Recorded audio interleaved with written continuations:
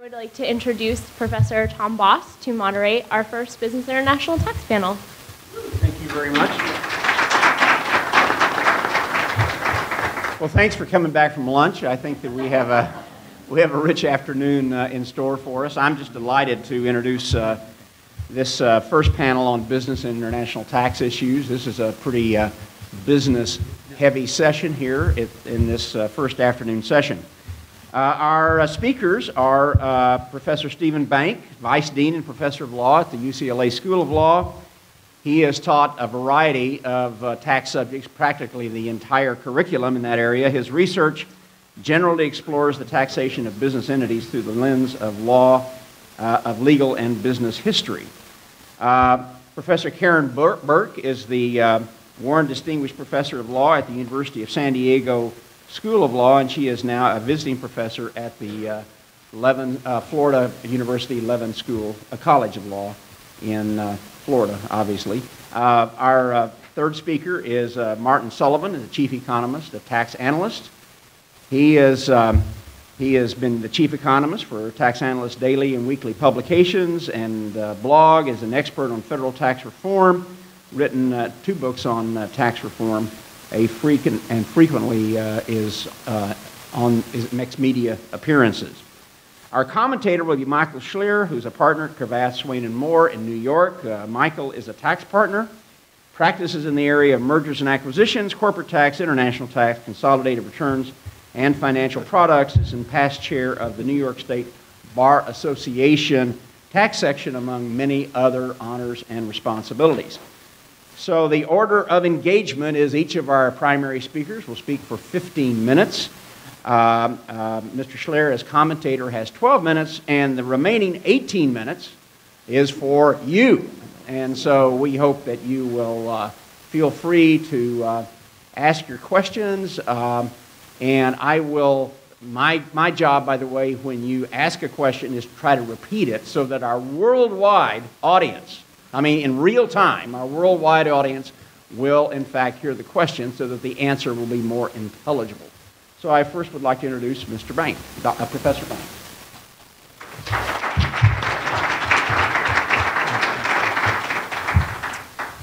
Thank you, Tom. And I want to add my thanks to Pepperdine, to Paul Karen, to Tax Analysts for having us here, and also be the first to thank David Cay Johnston for always entertaining talk, although I, for one, would have been also entertained if he had given us a little of the Syracuse class on ancient tax history. Maybe we'll have to get that in the evening. So today I wanted to look at corporate tax reform with a broader lens, taking seriously the topic, the theme of this conference, advice for the second Obama administration, although I have to say that I may not be the best messenger because I did have an opportunity once. Valerie Jarrett was the graduation speaker at UCLA, and I was, being Vice Dean, was able to speak at her table, and she legitimately sat down and said, what I need to know is what we can go back and do about international tax. What can you tell me? So I gave her something, some version of this, and obviously it didn't go anywhere, so I'm not so sure that in the second Obama administration I'm going to do any better. Nevertheless, I don't think what I'm saying is all that controversial. It just hasn't been said probably enough, so it deserves repeating. As many of you know, one of the major themes of the last 30 years probably or more is the growth in multinational corporations. There's a lot of metrics by which you can judge this. The growth in corporate profits from 2006 to 2011 is primarily offshore. The number of corporations filing returns who have also multinational or international income is about half now. It's fairly clear that we've entered an era in which, as Mihir Desai, a Harvard Business School professor, calls it, the decentering of the modern business corporation. That is, the corporation no longer can be attributed to any one particular jurisdiction. It It often has multiple spots, multiple loci of activity, of operations, and that makes it a challenge for a corporate tax system. And not surprisingly, in the U.S., the corporate tax has suffered in part because of this decentering of the business corporation. So, for example, corporate tax receipts as a share of profits were only at about 12.1% in 2011, compared with 25.6% on average between 1987 and 2008. Moreover, the U.S. Seems to be particularly hurt by this in the sense that the U.S. now collects less in corporate tax revenue as a share of GDP than most other OECD nations. So, not surprisingly, there has been a call for tax reform focused on the taxation of corporations, U.S. corporations earning income abroad. You see that in Obama's February 2012 framework for business tax reform. Most recently, in January 2013, the CBO released a report describing possible options for taxing the multinational corporation. It is something that is on the agenda. How do we do it?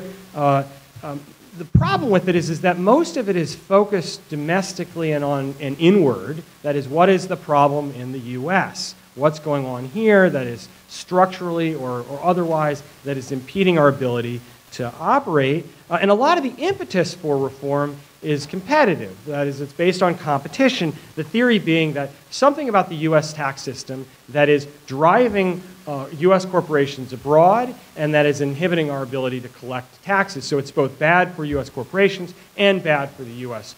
government and the U.S. revenues, and that this is a problem we need to remedy, we meaning the U.S. But there's another way to think about this problem. It still could be thought of in a competition sense, but it's not really a competition among U.S. corporations and non-U.S. corporations. It's really between corporations, generally speaking, and governments. That is, the issue is not that formerly U.S. corporations are now paying French tax, or they're paying taxes to other countries instead of paying it to us. It's that they're not paying taxes anywhere. They've found a way to shift the profits to non-tax jurisdictions, to shift it offshore completely. And so if you think about the problem as profit shifting, and then you want to know how do we address these concerns in a purely domestic way? And as you know, others have stated, in fact, David Cay Johnston in his lunchtime talk referenced Ed Kleinbard's article on stateless income. The system is such that if no one is collecting the tax, if the corporation is located nowhere, then it's not a U.S. problem, it's a worldwide problem, it's a global problem, a problem that we need to look at from a worldwide perspective. One particularly apt illustration of this is the fairly well-known by now a scheme, the double Irish Dutch sandwich transaction, which clearly involves a lot of countries and involves exposing or leveraging different definitions in those countries. So in a simple description of the transaction, this type of scheme, which has been used heavily in the high-tech industry because of the ability to shift income from IP rights and intellectual property rights. So Apple and Google and Facebook and others are reported to have used it. What happens? The U.S. is shifting they're licensing their rights over to Ireland, which has a 12.5% corporate rate as opposed to the 35% top rate in the U.S. Then Ireland sets up a subsidiary. The subsidiary is located in Bermuda, but it is an Irish company.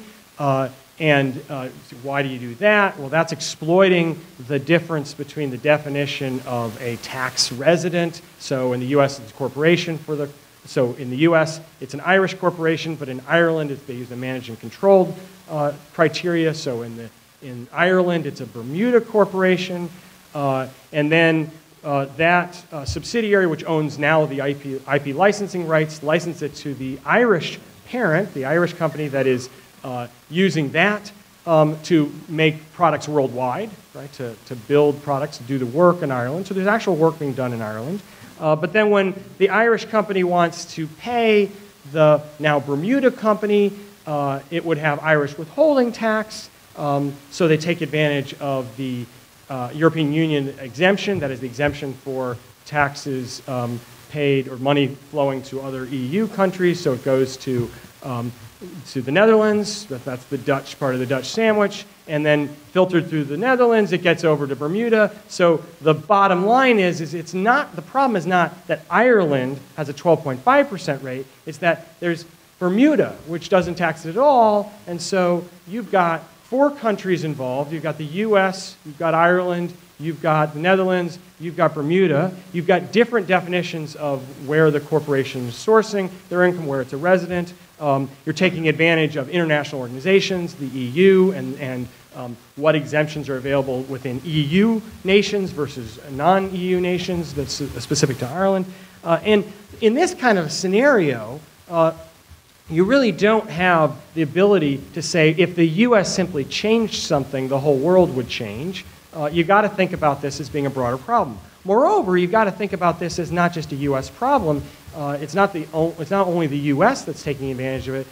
The UK, there were reports in the fall, the UK was very concerned about British companies that were taking advantage of Ireland's lower rate, but not just Ireland's lower rate, taking advantage of the use of Ireland to get to places like Bermuda. So this is where Ed Kleinbard, who also wrote this Stateless Income, maintained that the tax avoidance strategy used by Apple and other multinationals doesn't just minimize the company's US taxes, it minimizes their German tax, French tax, and tax in the UK and elsewhere. So in this scheme, the question is, what do we do, right? What do we do? Is the US going to be enough to do it? And clearly not. My argument is that international cooperation should be part of the conversation, or at least we should be aware of the international cooperation that's already going on. So in the paper, I detail a number of ways in which corporate tax reform is a global phenomenon, that it is not simply something that is a US issue, but it is a worldwide issue. There's a growing influence over the last 20 years of European organizations, the European Union, the European Court of Justice. I'm clearly not the first person to talk about these. Plenty of people in this room have talked about Michael Graetz and Ruben Abiona and others. A variety of top-down mechanisms by which they have imposed kind of a corporate tax harmonization theme to member states. You've got, even in the European Commission, you've got early proposals for explicit corporate tax rate harmonization. The Code of Conduct on Business Taxation was developed. All of these things are Europe primarily, but they put competitive pressure on the US. And that's really the second part of this argument. One, we can't do it alone. But two, if we do it alone, or if we do nothing, our US corporations are going to face the effects of the multinational corporation that's already going on. So it's not really anymore a situation where we can decide to cooperate. It's a situation where how do we grapple with the cooperation that's taking place. So 2 recent reform proposals give you an idea of where things are heading. So the OECD in November of 2012 released information on a base erosion and profit shifting project where their hope is to harmonize entity and hybrid instrument characterization to try to provide some homogenation of that, to deal with the different standards for anti-avoidance measures, to deal with intergroup transactions.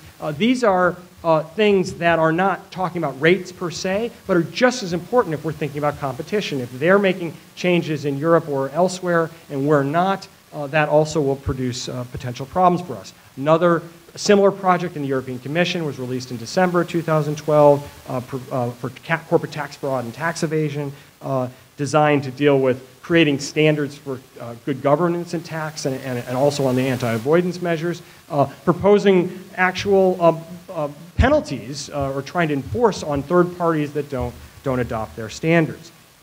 So the question then is can we act unilaterally? I think the answer is no. But I don't want to say that the answer is that we have to cede our territory over sovereignty over our domestic tax policy. Alison Christians in the next panel is going to talk a lot about that, and I think she's right that there's a place for this, but I think that we have to think in a global sense about what cooperative measures are already taking place in order for any domestic tax initiatives to have any value. So, for example, if we think about the Dutch the Dutch sandwich problem, the double Irish transaction, the U.S. can do all they want in reforming from worldwide to territorial, but if we don't address the differences between our definition of where a corporation is located, then the corporations are going to be able to exploit that difference to their advantage. So it's not clear that we have to do what everybody else does, but we certainly have to be mindful of it when we do whatever tax reform we're proposing. So let me conclude by saying that what I think is a modest contribution, but one that, again, has not been said enough in the current tax reform discussion on the international side. This is less about the fact that we have a lack of about our normative justification for cooperation. There's a whole literature, not yet in the paper, but I'll probably put it in just to recognize that it's there. There's about the normative justifications for international tax cooperation. I just think we've moved past that to the point about the inevitability of the influence of international cooperation and how if we don't get into the game, our own unilateral efforts are going to fall on their face. So it is one of those scenarios where the U.S. is not being a leader, but it can be a leader, can be part of the conversation better, and in our own efforts we can achieve more of our own domestic goals if we're at least aware of and participate in these broader international mechanisms. Thank you very much. Thank you.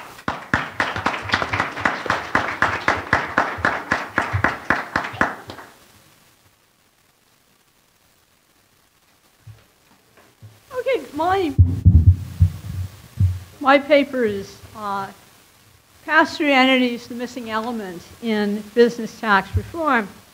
And I'm tempted to call them the elephant in the room. We've heard a lot about a possible consensus on how we ought to reform our business tax system. President Obama has suggested 28%, Mitt Romney suggested 25%. So the notion is that everybody thinks we should lower the corporate tax rates in order to improve competitiveness, a term that's asserted and seldom or nowhere defined. See? And we should do that by eliminating tax expenditures. So which expenditures are we going to eliminate? We're going to eliminate, if we eliminate all of them, starting with accelerated depreciation for corporations, we can get the tax rate down a couple of percentage points, nowhere near 25, nowhere near 28, and let alone 25. So I brought with me, picked up today, the Tax News article, and I advise you all to look at the article that says, Tax Reform 2013, What Price for a Corporate Rate Reduction? Because what that article says is reducing tax expenditures would be the worst possible way to pay for a corporate rate reduction because, it would inhibit investment. A lot of these are temporary. They reverse like accelerated depreciation. So how do we get to corporate tax reform? How do we get to those low rates? Well, let's get out of the static trap of revenue neutrality. Let's think about dynamic scoring, and then we can do it. What I'd like to say is that to the extent that tax reform must be bought, and to the extent that we are agreed that the corporate rates must go down, if we're agreed to that, then what we have to realize is this is not 1986. In 1986, we shifted income. We put a higher burden on corporations, in part to pay for individual low rates. Now what we've got to do is to have the pass-through sector subsidize a reduction in corporate tax rates. Because it's really not about corporate tax reform. It's maybe not even about business tax reform. It's about individual tax reform. After the 1986 Act, we shifted through self-help integration to pass-through entities, and today this should be a shocking percentage. Today, over 50% of net business income comes from pass-throughs. The corporate tax used to account for 30% of revenue in the 1950s. It now accounts for something less than 10%. So if you're going to go where the money is, you're going to have to look at pass-throughs. And pass-throughs are already loudly complaining. They're saying you're getting rid of business tax expenditures, but we use those. And you're giving the corporations a lower rate. But what about us? Okay? And next you're going to hear, and you heard this in the run-ups to the election, taxing pass-throughs would ruin small business. If you eliminated if you allowed the two top rates to revert to what they were prior to 2003, the Democrats said that affects 3% of small businesses. The Republicans said it affects 70% of small business income. Why? Both are true. Why? Because there are large partnerships.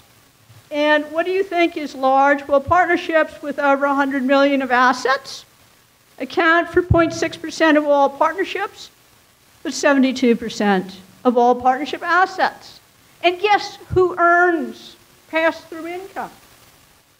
It's predominantly earned by higher income individuals.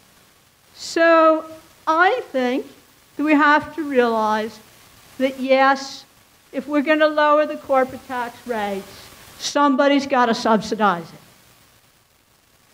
it. And there's another problem with our pass-through system, and we're very lucky to have had David Miller and Mike Schler here today.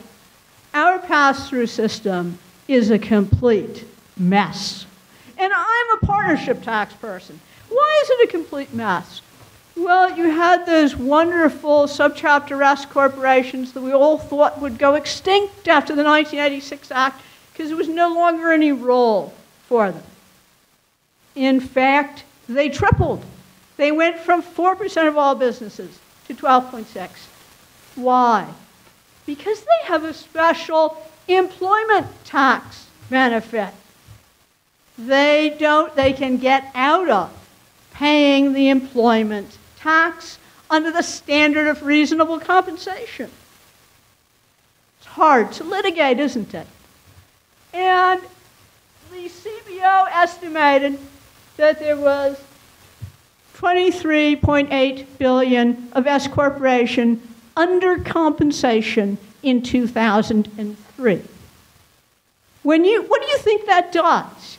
When you think about Social Security and Medicare, and about these taxes contributing to that, if there are whole sectors where you simply don't pay the taxes, then we're going to erode that system faster. So when we talk about maybe cutting or reforming Social Security and Medicare, let's talk about employment tax, scofflaws. But it's worse than that, because it's not just scofflaws. It is that we have so many different entities, we don't know how to apply the standards to them. Who's a limited partner? You would have thought that was an easy one. I don't know. The courts are beginning to address it. And now we have another wonderful thing, which is the 1411 tax, which some people refer to as the Obamacare health tax, 3.8%. But if I'm an S corporation shareholder, I can avoid that as well as my employment taxes. Now, what do we do when we reduce the corporate tax rate? We get it down to 25%. Have we now created a giant shelter? What am I going to do if my taxes are 40%? I'm going to stuff my capital and labor into my corporation and hope to get it out. Ed McCaffrey, I'm going to hope to get it out at death with a stepped-up basis. So I'm all for repealing the stepped-up basis, which would help in addressing some of this situation. And then there's the disgrace of closely held corporations. Why does anybody need a closely held corporation? Who goes into them? Well, you need the benefit of the two low brackets. And you're a high-income earner, but form your close corporation. And I won't spend any real time talking about publicly traded partnerships and entity classification, but that's where it really gets fun. Why? Well, because after the 1986 Act, we enacted 7704, and we said a publicly traded partnership is taxed as a corporation. Well, we're smarter than that now. We can create blocker corporations to change the character of income from active to passive and to make sure that I've got a publicly traded partnership that's respected as a partnership. So the dividing line between public trading and not publicly traded is extraordinarily porous.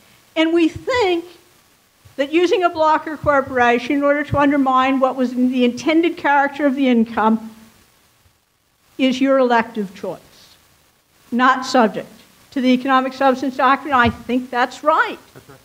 Yeah, it is right. Okay. But it's wrong. You're right. Okay. And when I was on the ALI project in 1999, George Yin was the chair of that, and we went down a path of so-called pay life and so forth. It was really almost, I wouldn't say we were led astray, but we asked the question, are there abuses out in the 704 regulations that we should be aware of? Because we had some of the very best practitioners with us. And we were told, no, they're working just right. Well, those cases have now been litigated. They weren't working just right, but people by and large got away with it.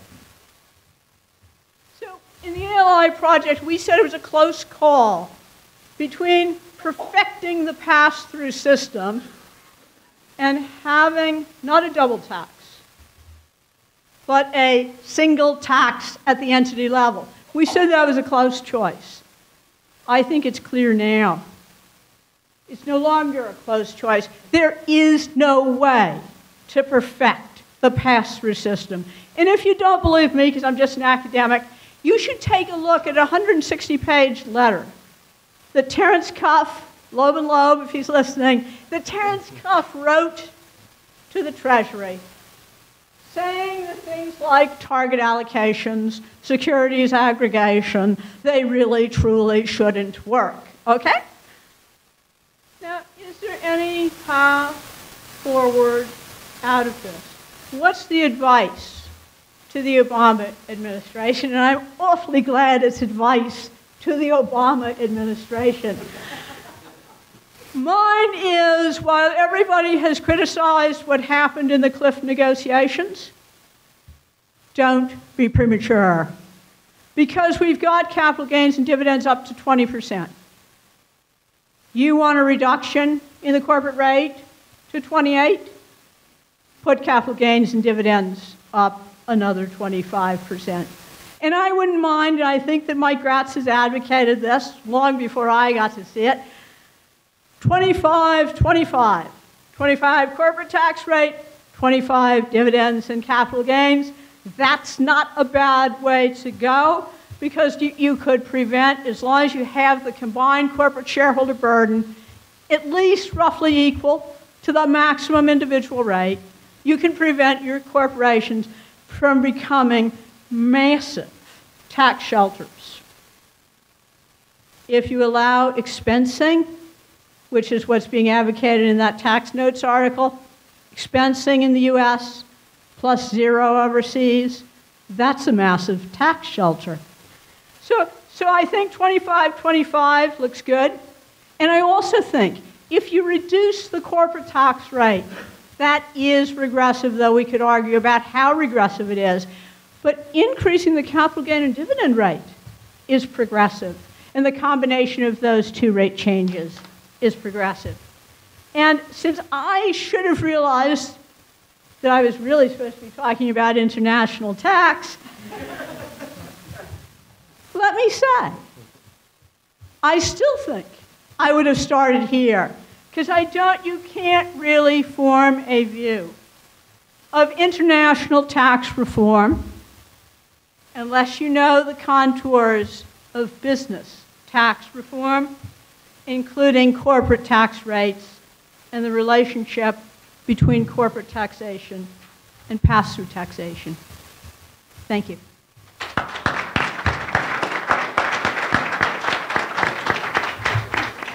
It's great to be here this afternoon. I'll thank the students of law school here at Pepperdine for all coming to listen to us. It's a great honor. Since the title of this conference is Suggestions, Recommendations to the Obama Administration, I thought I'd take a crack at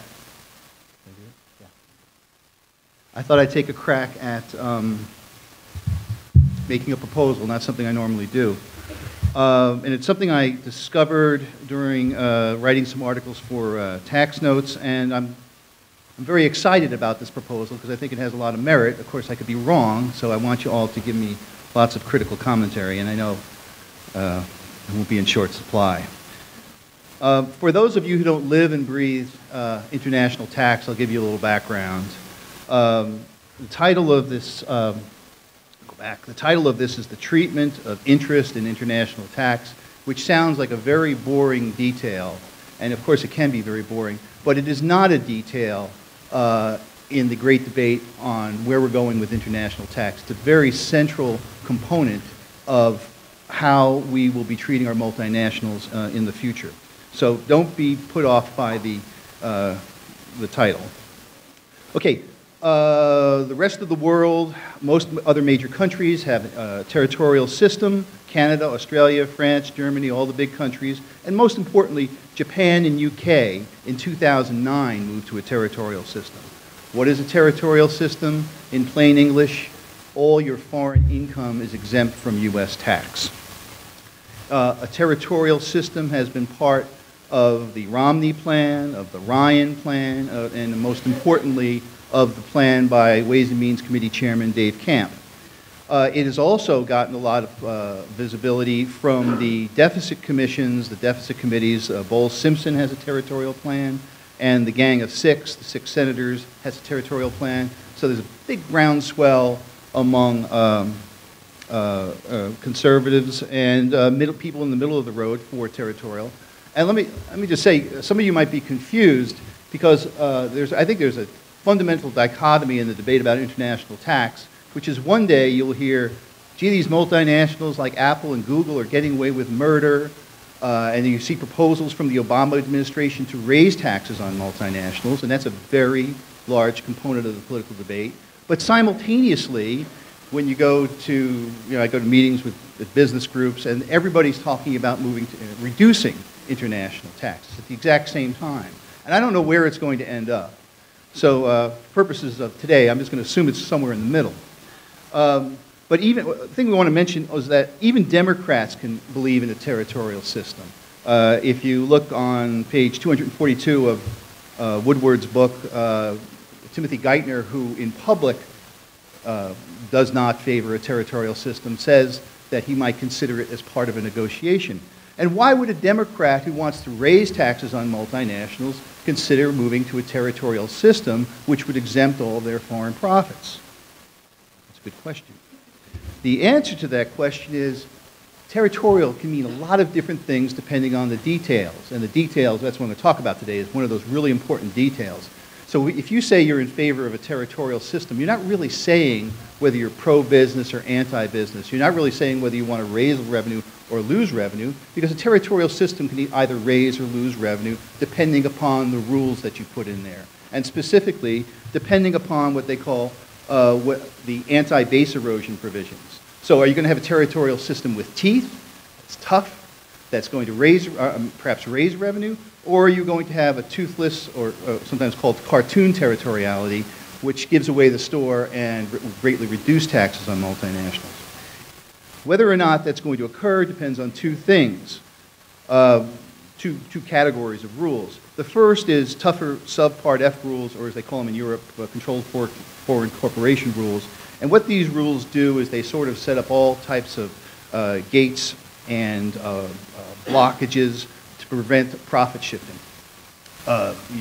You've heard about to prevent aggressive transfer pricing. The other major factor determining whether or not a territorial system is going to be aggressive or be very lax is how interest is treated. And that's the subject of today's talk, so to give you that context. We're talking about a very important detail when we move to a territorial system. Okay. Now, the treatment of interest comes up in two contexts in the territorial system. First, we say we want to measure income properly. And if you think about it for a second, you're exempting foreign income. Well, the matching principle, for all the accountants in the room, the matching principle says, well, if you have exempt income, you shouldn't allow any deductions attributable to that exempt income. So now we want to, in a formal, plain vanilla territorial system, you would not allow interest deductions for income attributable to foreign operations. So that's the first issue. And then you have a separate and related issue of we don't want to allow artificial profit shifting through related party loans. I was just watching, because I'm such an exciting person, I was watching BBC News last night, and there was a whole television show about related party loans between some of their prominent multinationals and their Luxembourg subsidiaries. So again, this is, again, it sounds very boring, but it is at the center of the debate in the UK right now. And I think if we ever start really talking about territorial, it's going to be the center of the debate here in the United States. So again, we have income measurement, the matching principle, and then we have these thin capitalization rules, which are supposed to block abusive transactions. On October 26, 2011, Dave Camp, the chairman of the Ways and Means Committee, did something that very few people in Washington do. He actually spelled out what his proposal was. Instead of just saying, I want territorial, which you can hear from on any street corner in Washington, he actually laid out a specific plan. And it was a discussion draft with a lot of brackets and parentheses and maybes and so forth, but there were a lot of details in there, and the international tax community's been chewing on them ever since. The two things that he did with respect to that first thing about proper income measurement on interest allocation, well, he said, I am not going to try to allocate interest. I'm not going to really explicitly deal with it. I am just, as a proxy for not having it, I am just going to disallow the exemption for 5% of foreign income. It's called a 5% haircut. So it's sort of an ad hoc rule, simplification for dealing with what could be a very complicated issue. And then on the thin capitalization piece, which is supposed to prevent abuse from related party transaction, he actually had a pretty complicated rule. He had a two-pronged test where he said this, and I'll try to say it in plain English. He had a debt equity rule, and what the debt equity rule said was, if your debt equity ratio in the United States, if your leverage in the United States is higher than what it is worldwide, that is, you have a disproportionate amount of debt or interest expense in the United States, we're going to disallow it to the extent that it exceeds that excess. And then he also put in another rule, and he put it in brackets, but I'll just say 30%, where if your interest deductions in the United States exceeded 30% of adjusted taxable income being taxable income adding back without including interest expense and depreciation, sort of a cash flow measure, we're going to disallow that. Okay. Now I'm going to tell you why I think he should change all that. And to his credit, he just put that out there to stimulate discussion. And one thing you want to note about Chairman Camp's discussion draft, I think extremely important, is that it's revenue neutral. Politically, I don't know exactly why, but this is a main, I think being a Republican, a pro-business Republican, Dave Camp would like to have a very generous territorial system. However, the powers that be, probably the leadership in the House, said it has to be revenue neutral. So therefore, he has to put a lot of anti-base erosion rules in. And what I like about this is we don't have to get into a big discussion about competitiveness and about whether or not we should have these base erosion rules based on economics. It's just, we just need to have them because we need the revenue. And so I don't have to get into capital export neutrality versus capital import neutrality versus all the other rules. We need to find some way to prevent this base erosion, and let's try to figure out the best way to do that. Okay, observations. At the first hearing of the Ways and Means Committee on this topic of international taxation, Paul Arsterhaus of Skadden Arps, he made the observation, hey, you know, those the interest allocation rule and that thin cap rule, well, they both control interest. You really don't need to have both. And it's one of those things, after you say it, you go, it's obvious. But beforehand, I didn't hear anybody really talking much that way. And so then in an article I wrote last summer for Tax Notes, I did all the math like a good economist should. And I found that in a very generic situation, these rules are exactly the same. And what I mean by that is if you allocate interest by assets, it is the same thing as having a debt equity rule. That is, so basically, if you have too much leverage in the United States, we're going to take some of that away. Okay. If you read the great article by Michael Graetz from 2000, oh, Michael, I didn't see you there. In 2008, that's sort of my starting point. And in this article, Michael shows why using an interest allocation rule is so much better than current law. All these numbers I have up here, I won't walk you through them. I did a plain vanilla example. But under current law, a U.S. multinational is subsidized, in many situations, is subsidized for foreign investment.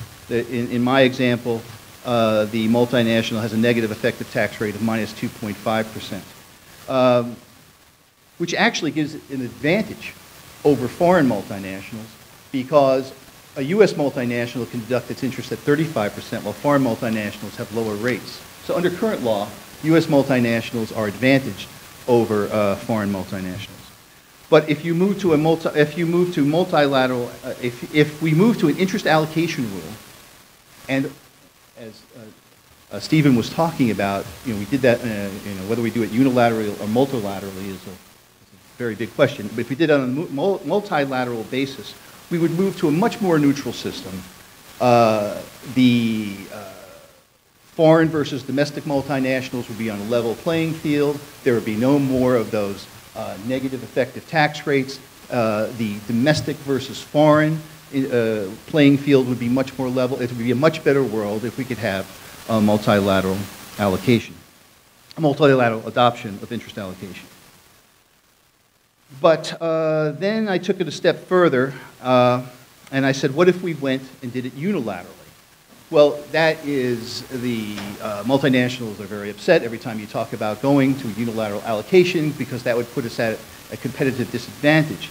And they say that you would be subjecting us to double taxation.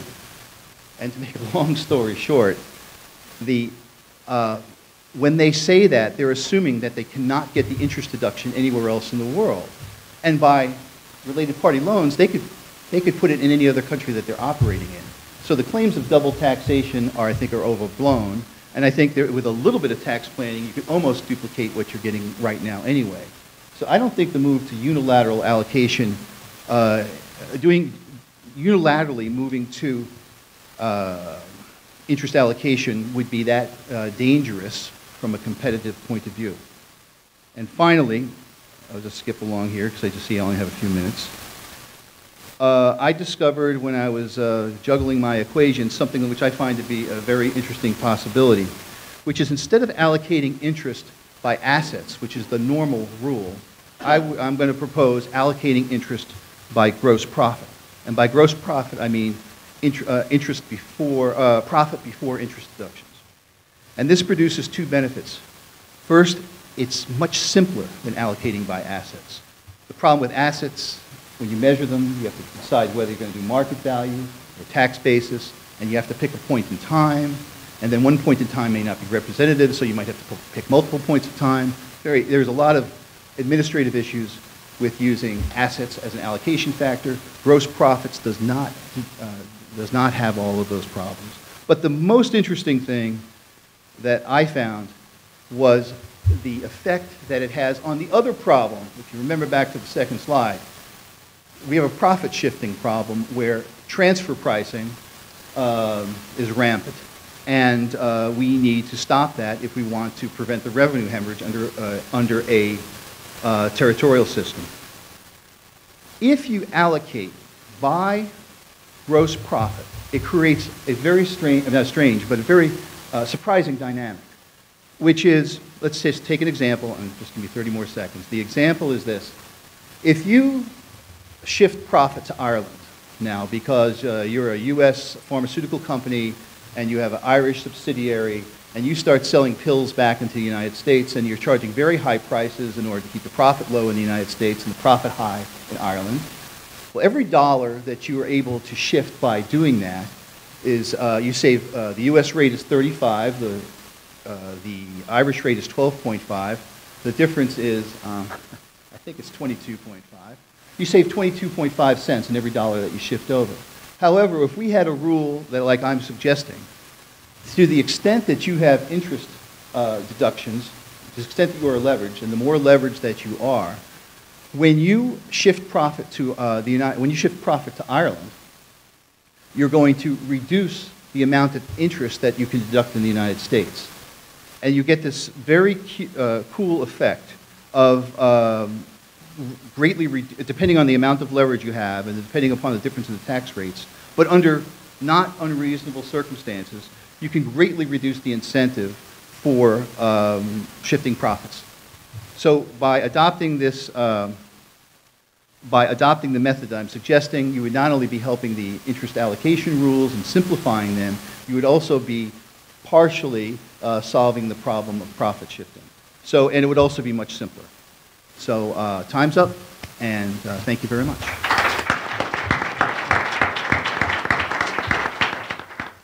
These were all great papers, and let me start with Karen's on the domestic side.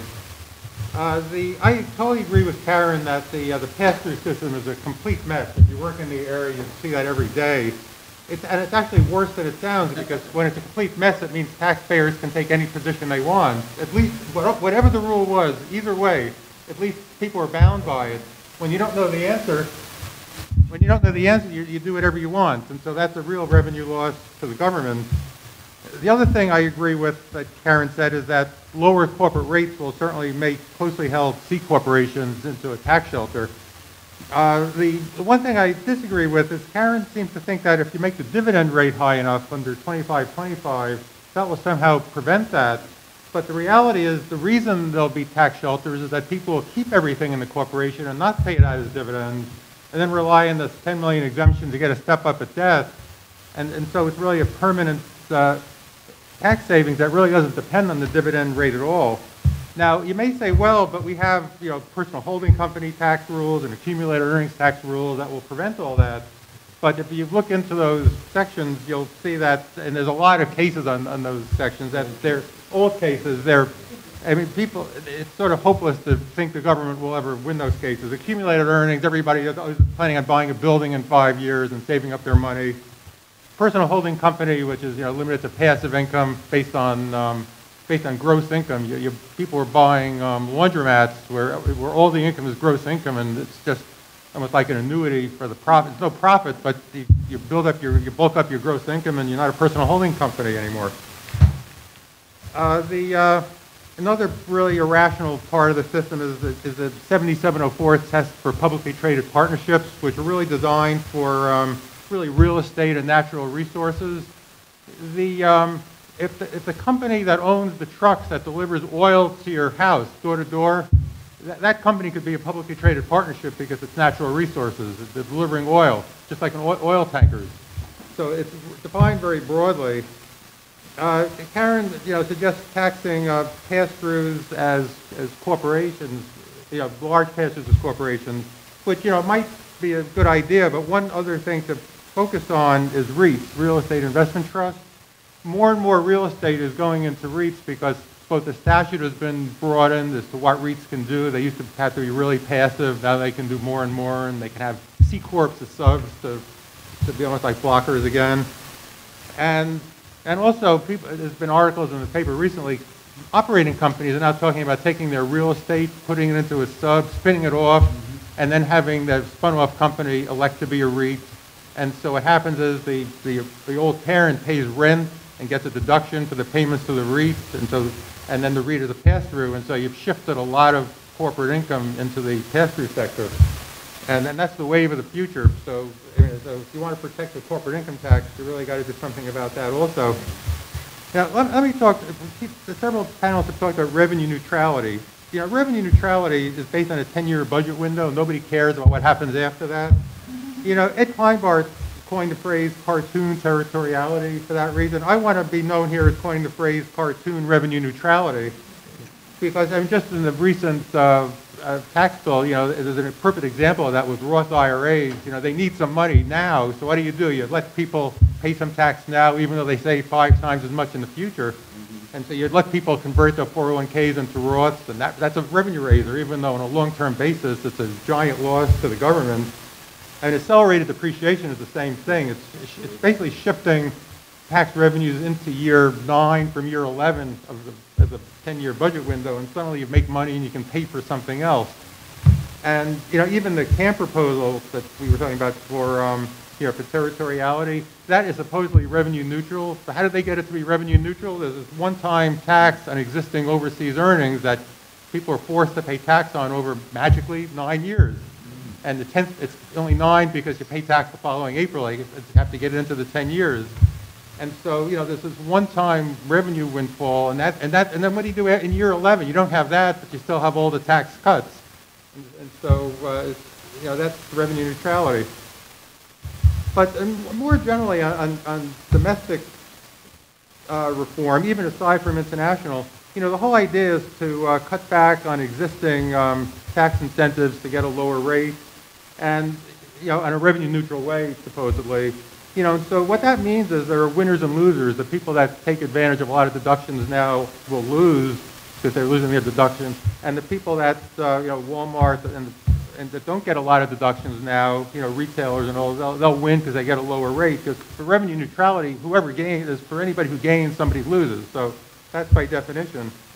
So, and also, if you lower the rate and reduce deductions, what you're really doing is you're giving a windfall to old capital because it's already there and they're getting a lower rate, and you're putting a burden on new capital like new investment because, again, if it's revenue neutral, if you're giving a benefit to the old capital, you're hurting new capital by taking away their deductions. So all we're doing is sort of shifting money around in a revenue neutral way, not making any money, maybe losing money in the long run. And is it really worth all the trouble, I would say, to do all that when in the end you haven't made any money and you're just shifting money from one to another? It'll be politically very difficult because the people that are losing guarantee they may not care about revenue neutrality, they care about personal tax increases, just like all tax increases. So, you know, it's not clear to me that this kind of corporate tax reform is likely to pass or is even worth doing. I'm going to add you to the skeptics list. That's fine. That's fine. So turning now to, you know, Marty Sullivan's paper on this, you know, the 5% tax on 5% of dividends. And I always thought that was intended to cover non-interest expenses like, you know, administrative expenses and R&D and that kind of thing. And so you still need that 5% cutback, totally aside from interest.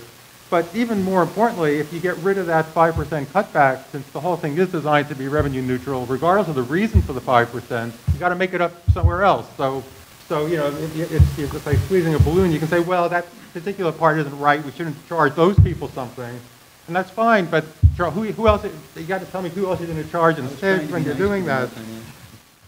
So then on, you know, I sort of like the idea of having the disallowance of interest be based on gross profits, but it may not get as much money as you might think, because even now I would have thought, and this is an empirical question, that for a company to shift income offshore, they might have to shift assets offshore also, like intangibles, and so they would have had to lose some more interest expenses anyway. Mm-hmm. So there may be some benefit, but not as much as you might think at first glance.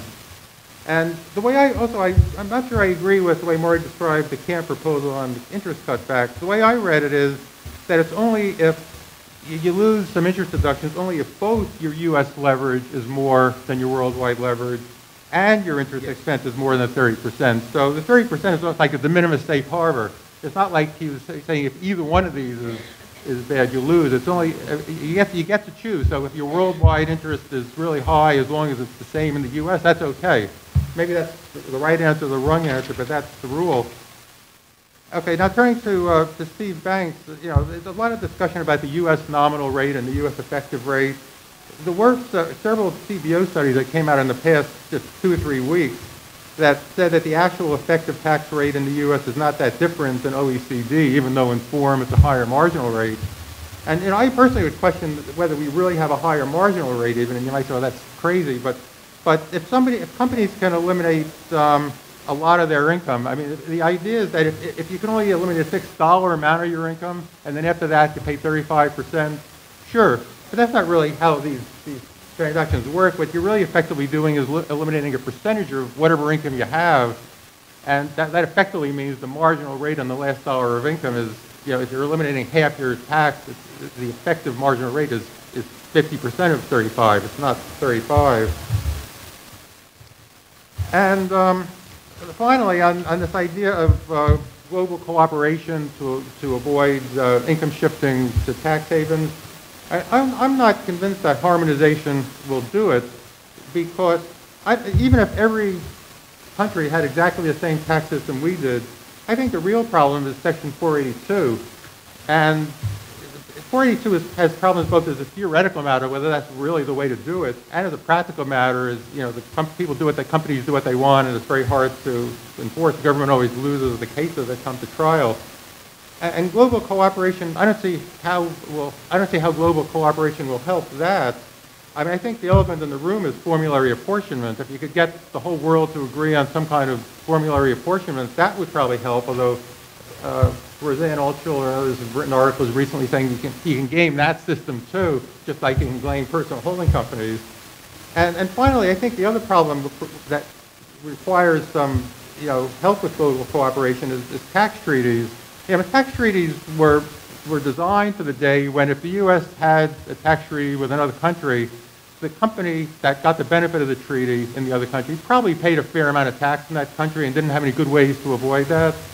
Now, tax treaties with the Netherlands and in a lot of countries, the fact that we have a treaty with a country doesn't mean that the company that's getting the benefit of the U.S. treaty is paying tax anywhere.